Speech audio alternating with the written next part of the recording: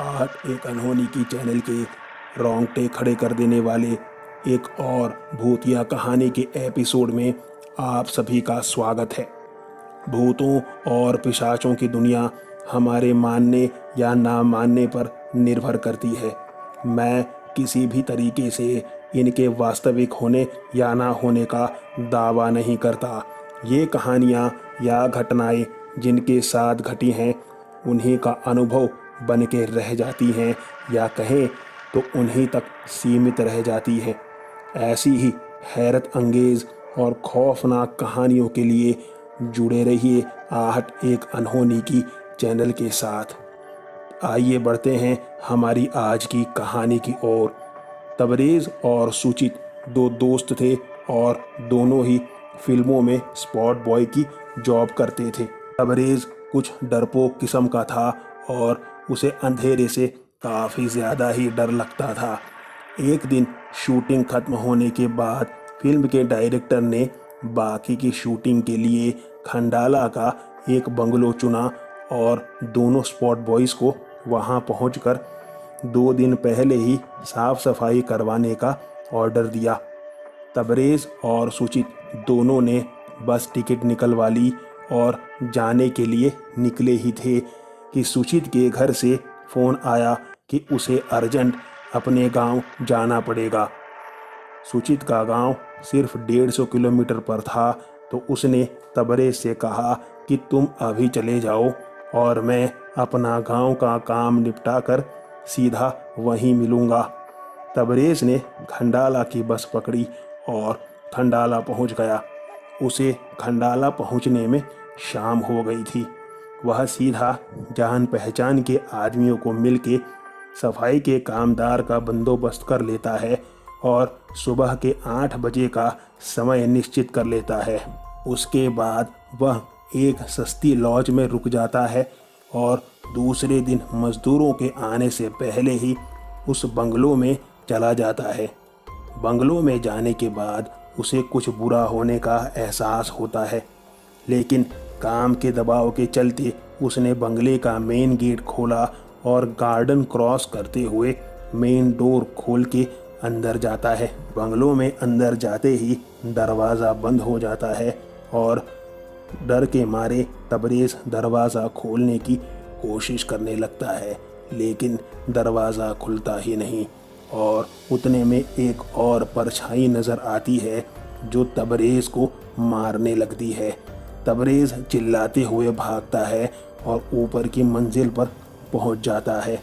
वहां उसने देखा कि एक औरत पंखे से लटक रही है, जैसे उसे किसी ने पंखे से फांसी दे दी हो, और उतने में वही औरत अपने हाथ लंबे करके तबरेज़ का गला दबा देती है और वह परछाई जो तबरेज़ के पीछे लगी थी ज़ोर ज़ोर से हंसने लगती है। पंखे से लटकती उस चुड़ैल ने तबरेज़ को ज़ोर से फेंका और वह कमरे की खिड़की से सीधा गार्डन में जा गिरा।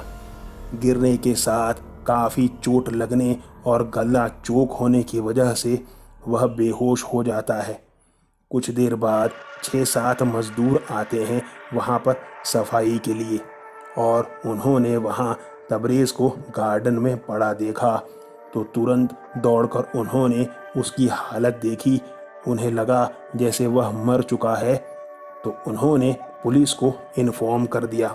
जब तक पुलिस वहाँ पर आती सारे मज़दूर वहीं पर खड़े थे। तभी सबके सामने ऐसा नज़ारा हुआ कि सबका खून ही जम गया।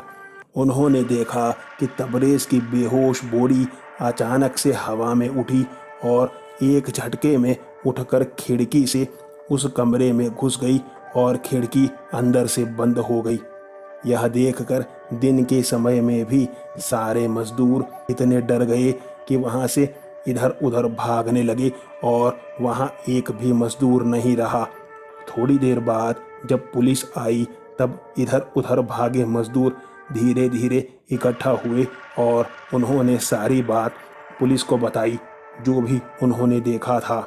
तब पुलिस उन मजदूरों को साथ लेकर बंगलों के अंदर गई और ऊपर के कमरे में देखा तो वहाँ पर जैसे किसी जानवर ने मार के खा लिया हो, वैसी हालत में तबरेज़ की बॉडी मिली।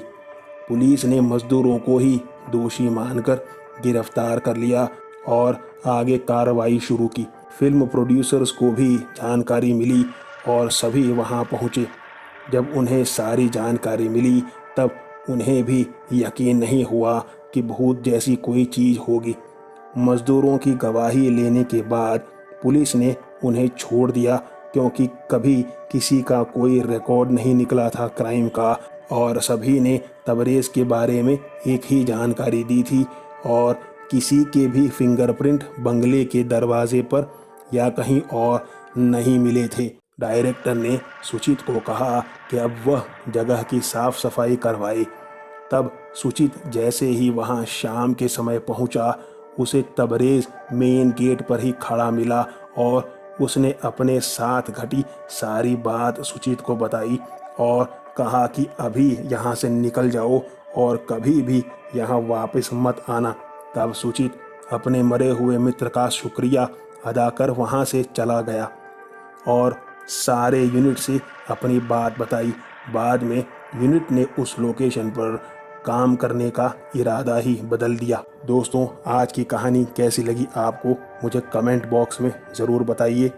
आपसे मुलाकात होगी ऐसी ही रोंगटे खड़े कर देने वाली भूतिया कहानी के साथ अगले वीडियो में। तब तक बाय एंड टेक केयर।